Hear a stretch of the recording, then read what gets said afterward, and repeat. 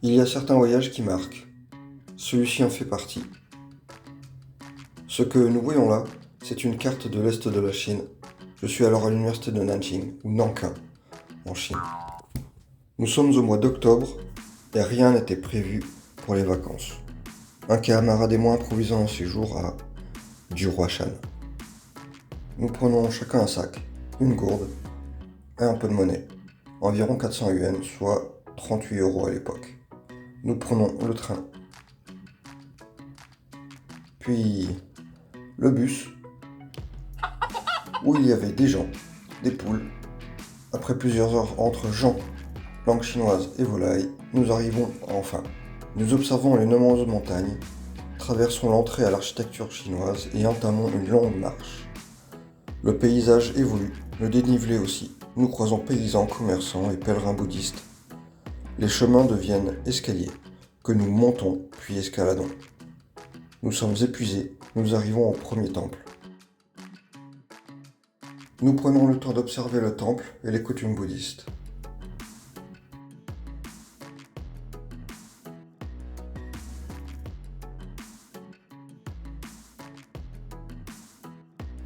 Puis non loin de là, un peu à l'écart, nous voyons un petit chemin très discret qui s'enfonce dans la forêt. Mon camarade propose d'y aller. J'accepte.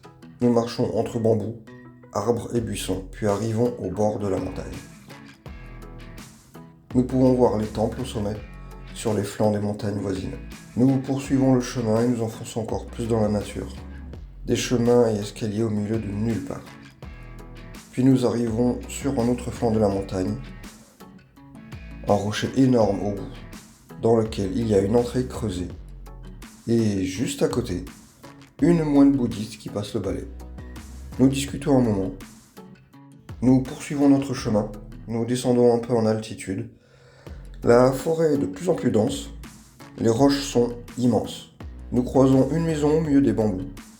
Nous ne traînons pas, continuons parmi les bambous durant un moment. Puis sur notre gauche, entre deux immenses roches qui se touchent presque, cette ouverture improbable attire notre attention. Nous devons faire attention à l'heure. Nous réfléchissons à peine et décidons de suivre ce chemin rocheux. L'espace entre les deux roches est parfois tellement étroit que nous arrivons à peine à passer.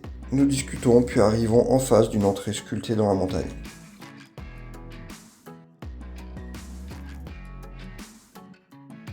Nous entrons dans la cavité, mais très rapidement nous n'y voyons plus rien. Nous hésitons même à faire demi-tour. Nous continuons tout de même, puis voyons un peu de lumière. Nous avançons, et là, un autel creusé dans la roche, sur lequel brûle de l'encens. Derrière, une sortie creusée dans la roche, de nouveau. Nous sortons et tombons dans une grande pièce sans toit. Nous traversons la ruine et nous retrouvons face au flanc de la montagne rempli de rangs de cultures de thé. Un chemin à gauche, on monte. À droite, on descend. Nous descendons. Après 30 mètres, nous entendons deux personnes discuter.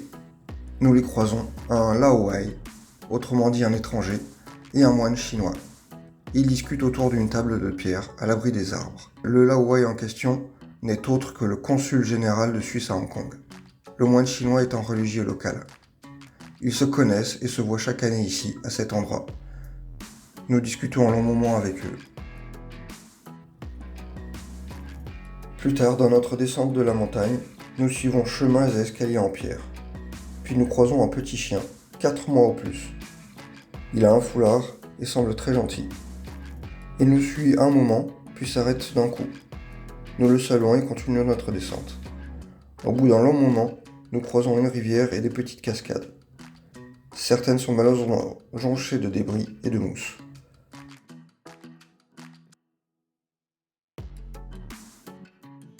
Nous nous arrêtons à une cascade qui semble propre, dans laquelle nous nous baignons.